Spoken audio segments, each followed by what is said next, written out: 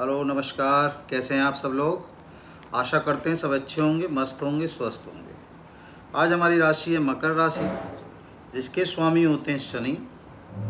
और इस समय जो हमारे लिए जो महत्वपूर्ण विषय ये है, आपके 1 मई से जो आपके गुरु हैं, गुरु बृहस्पति, वो आपकी वृषभ राशि में विराजमान हो चुके हैं और पूरे 1 वर्ष तक 14 मई 2025 तक ये यहाँ पर विराजमान रहेंगे। तो उसी के बारे में जो आपकी शनि गोचर या आपका जो गोचर हुआ है राशि में इनका, उसी के बारे में वार्तालाप कर रहे हैं, उसी के बारे में समझाने की कोशिश कर रहे हैं। ठीक है, चलिए समझते हैं। तो सबसे पहले समझ लेते हैं जो आपके गुरु विराजमान हुए हैं आपकी कुंडली में, वे कौन से भाव में विराजमान हुए हैं। क्योंकि वृषभ राशि में विराजमान हुए हैं तो उसे समझ लेते हैं वो कहाँ पर विराजमान हुए हैं। उनका विराजमान कहाँ पर होना हुआ है, उनका विराजमान हुआ है आपके पंचम भाव में। पंचम भाव यानी आपके संतान का भाव, आपकी बुद्धि का भाव, आपके भाग्य का भाव। इसका मतलब सबसे बड़ी खास बात तो ये है कि संतान के लिए हमारे लिए जो वर्ष रहेगा ये बहुत उत्तम रहेगा। संतान पक्ष के लिए हमें कोई दिक्कत इस वर्ष नहीं प्राप्त होगी ऐसी कि हाँ जो हमें सुनने में आए या जिससे हमारी संतान दुखी रहे या हम दुखी रहे। ठीक है, क्योंकि गुरु का आगमन, क्योंकि गुरु से हम शिक्षा को भी देखते हैं। भाई गुरु शिक्षा कौन देता, आपको गुरु ही देते हैं ना।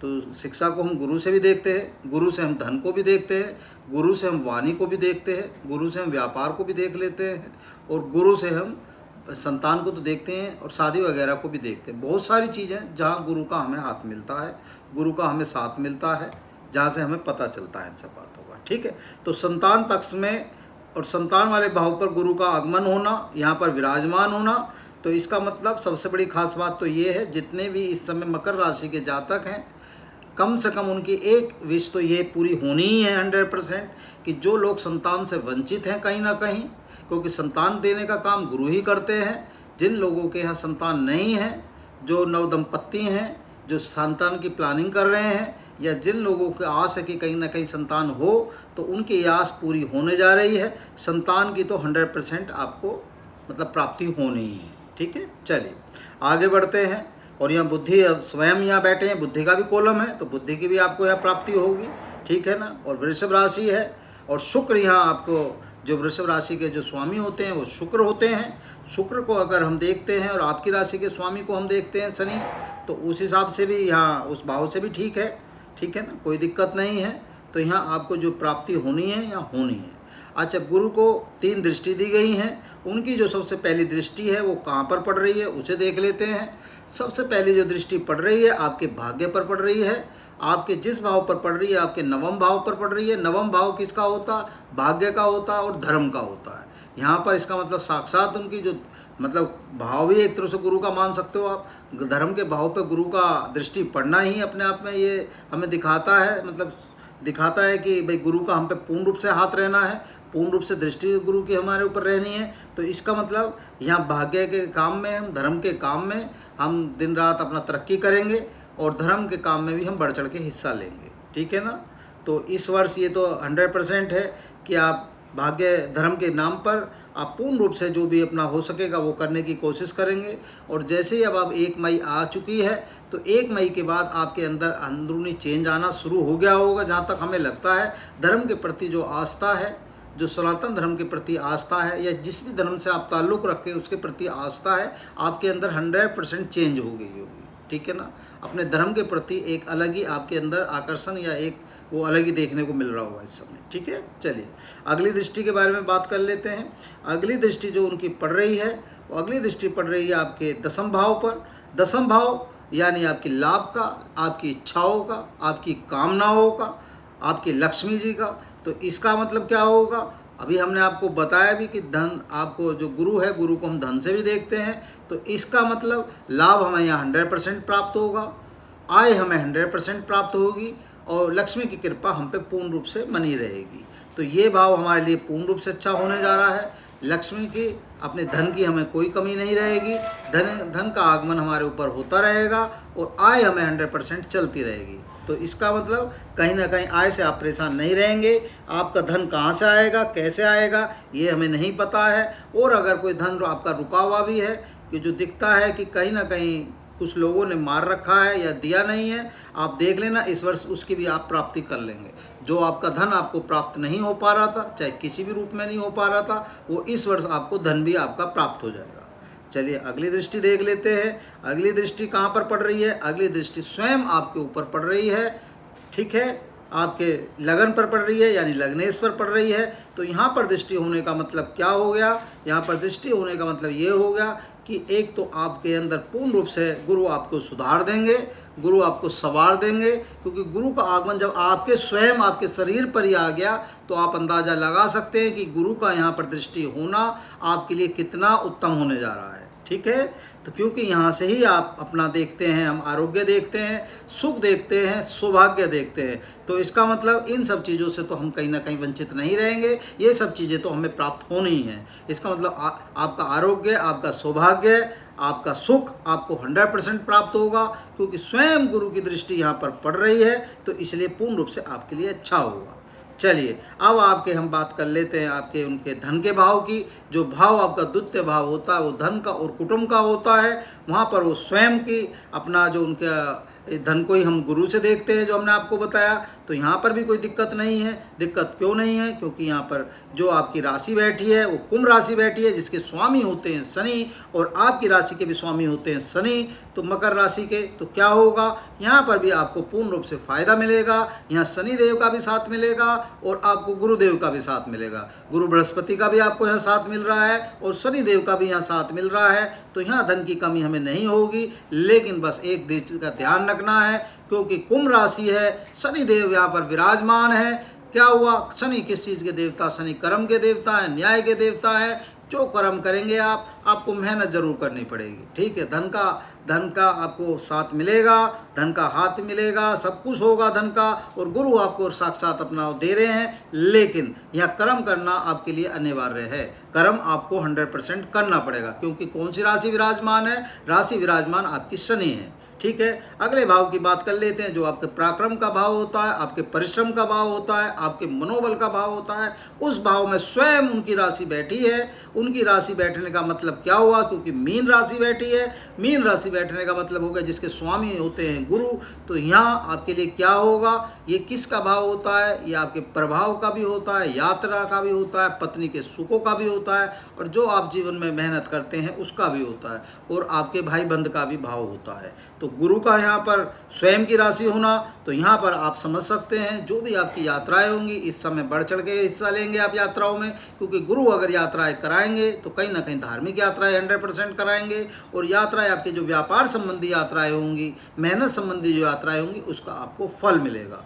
फल मिलने का मतलब होता है योद्धा वही आप चमकते हैं। हिस्ट्री में नाम उन्हीं योद्धाओं का आता है जो लोग मेहनत करते हैं। तो यहाँ आपको पता भी नहीं चलेगा कि गुरु आपसे किस रूप से मेहनत भी करा लेंगे प्यार से, और आपको पता भी नहीं चलेगा कि कब आपने मेहनत करी और कब अपना नाम हिस्ट्री में लिखवा लिया, ये मान के चले। चलिए अगले भाव पर चलते हैं, जो हमारे भोग विलासताओं का, सुख सुविधाओं का, मान सम्मान का, लग्जरियस का और पारिवारिक सुखों का जो भाव होता है, वहाँ पर मेष राशि विराजमान है। मेष राशि विराजमान होने का मतलब हो गया जिसके स्वामी होते हैं मंगल, यानी आप समझ सकते हैं यहाँ पर, क्योंकि ये भी देवग्रह हो गए और गुरु आप बृहस्पति भी देवग्रह हो गए। लेकिन जो शनि है, शनि आपके यहाँ क्या है? शनि यहाँ आपके इस समय दैत्य ग्रह हैं। लेकिन क्योंकि इस समय गुरु की दृष्टि आप लोगों पर पड़ रही है, गुरु का आगमन आपकी राशि में हो चुका है, तो गुरु का भी साथ कहीं ना कहीं मिलेगा। तो यहाँ इस वजह से ये भाव आपके लिए कहीं ना कहीं उत्तम होगा। लेकिन उत्तम जब ही होएगा जब मंगल को आप मना के चलेंगे। मंगल को मनाने के लिए हमने आपको पहले बताया था कि मंगल के मंगलवार 5 लड्डू चढ़ाने का हनुमान जी को कार्य करें, हनुमान चालीसा का पाठ निरंतर करते रहें। ये कार्य आपको करना पड़ेगा अगर इनसे फ़ायदा लेना है। इनसे अगर फ़ायदा लेंगे तो इस वर्ष आप कहीं ना कहीं कोई ज़मीन जायदाद भी इन्वेस्टमेंट कर लेंगे। ज़मीन आती हुई दिखाई देती है, लेकिन आएगी जब मंगल को मना के चलेंगे, ये आप ध्यान रखें। चलिए अगला भाव हमने बता ही दिया, जो आपका पंचम भाव है। पंचम भाव में साक्षात गुरु बैठे ही हैं, कोई दिक्कत नहीं है। बात कर लेते हैं छठे भाव की।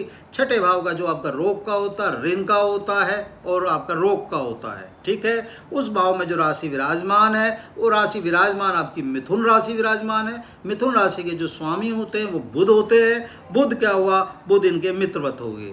बुध इन तीनों से ही आपका मित्रवत हो गए हैं। शनि से भी मित्रवत हो गए, गुरु से भी मित्रवत हो गए और स्वयं भी मित्रवत हो गए। तो क्या होगा, कहीं ना कहीं इनका यहाँ पर होना इस समय आपके लिए रोग ऋण से मुक्ति नज़र आती है, ठीक है। क्योंकि बुध देवता यहाँ विराजमान है। बुध का मतलब क्या हुआ, आप में सोचने की समझने की क्षमता आएगी कि आपको क्या अच्छा करना है क्या बुरा करना है। तो लगता है कि आप सूझबूझ से अपने लोन भी चुका लेंगे, सूझबूझ से अपनी, क्योंकि बुद्धि आपके अंदर यहाँ संचार हो ही रहा है, स्वयं बुद्ध के देवता बैठे हैं, तो कहीं ना कहीं अपने रोग पे भी विजय पा लेंगे। क्योंकि व्यायाम वगैरह, दौड़ वगैरह जो भी आप करेंगे, क्योंकि बुद्ध आपको बुद्धि दे रहे हैं, तो आपको पता है कि क्या आपके लिए अच्छा है क्या आपके लिए बुरा है। तो उम्मीद है इस वर्ष आप इन सब चीज़ों से कहीं ना कहीं मुक्ति पा लेंगे।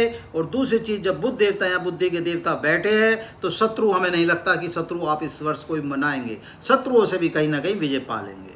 चल आगे बात कर लेते हैं आपकी मैरिज लाइफ वाली बात की। मैरिज लाइफ का जो भाव है सप्तम भाव है। सप्तम भाव में जो राशि विराजमान है वो कर्क राशि विराजमान है, जिसके स्वामी होते हैं चंद्र। तो यहाँ पर क्या होगा, यहाँ पर थोड़ा सा एक समस्या आएगी, वैसे कोई समस्या नहीं है क्योंकि ये भी देवग्रह है, लेकिन आपकी राशि के जो स्वामी है वो दैत्य ग्रह है। तो क्या होगा, यहाँ पर थोड़ा सा हमें सिर्फ ये होगा कि यहाँ मन आपका विचलित रहेगा, क्योंकि मन के हारे हार है, मन के जीते जीत है।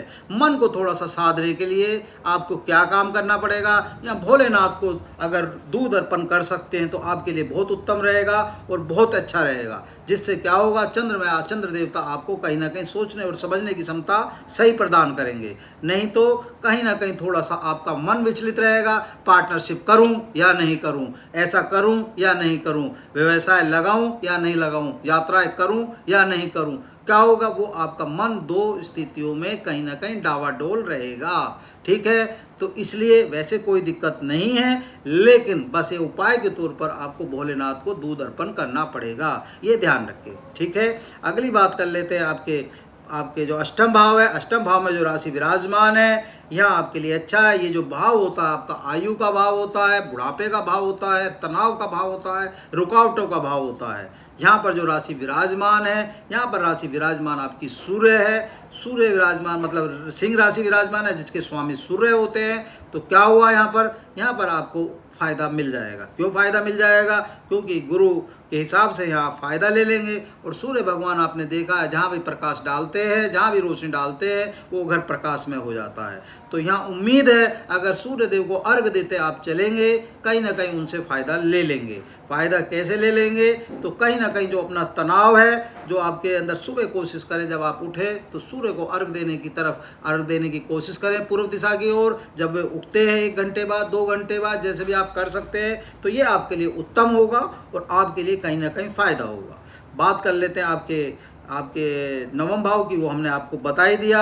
सप्तम आपकी भाव कर लेते हैं आपके दसम भाव की। दसम भाव में जो विराजमान राशि है, जो आपका यश का होता है, रोजगार का होता है और कर्म का होता है, वहाँ पर तुला राशि विराजमान है, जिसके स्वामी होते हैं शुक्र।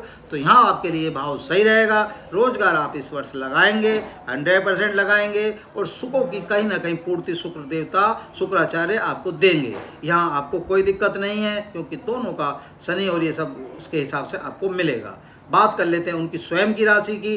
जो उनका स्वयं का भाव है 12वां भाव, जिसमें धनु राशि विराजमान है, जिसके स्वामी होते हैं गुरु। गुरु का यहाँ पर विराजमान होने का मतलब क्या हुआ, यहाँ पर विराजमान होने का मतलब ये हुआ कि आपको जो भी आप खर्चा करेंगे वो कहीं ना कहीं गुरु आपसे गलत रूप में न करा के सही रूप में खर्चा कराएंगे। क्योंकि ये जो भाव होता है, ये व्यय का होता है, खर्चों का होता है, हॉस्पिटलिटी का होता है, कोर्ट कचहरी का होता है। तो कहीं ना कहीं गुरु यहाँ पर विराजमान होने का मतलब है, अगर वो यहाँ पर विराजमान हुए हैं तो इसका मतलब क्या होगा, वो कोर्ट से भी बचा लेंगे, हॉस्पिटलिटी से भी बचा लेंगे और आपके खर्चों से भी बचा लेंगे। जो आपका खर्चा होगा, हो सकता है वो खर्चा आपका पूर्ण रूप से गलत दिशा में ना हो के सही दिशा में हो। ये भी हो सकता है कि इस वर्ष आप जो यात्राएं करें वो आपके भले की यात्राएं होंगी। आपके मतलब हमारा कहने का तात्पर्य ये है, जो आपका खर्चा होगा वो गलत खर्चा ना होके आपके सुख में जीवन के हिसाब से होगा, ठीक है। ओवरऑल आपकी राशि पूर्ण रूप से हमने आपको बता दी है। आपको फाइनेंस का भी बता दिया, आपको मैरिज लाइफ का भी बता दिया, आपको क्या संतान का भी बता दिया और आपका यात्राओं का भी बता दिया, तो आपकी सारा हमने बीमारियों का भी बता दिया। तो पूर्ण रूप से आपकी राशि का हमने आपको बता दिया है। उम्मीद है आपको समझ में आया होगा। और अब गुरु जैसे आए हैं 1 वर्ष तक, तो गुरु को मना के चलें और अपना नित्य कर्म में थोड़ा सा सुधार करें। ठीक है, बस इतना सा आप कार्य कर लें, देखें पूर्ण रूप से आपको इसका आनंद मिलेगा, फ़ायदा मिलेगा। उम्मीद है वीडियो आपको समझ में आई होगी। अगर लाइक करें, शेयर करें। ठीक है, बस धन्यवाद।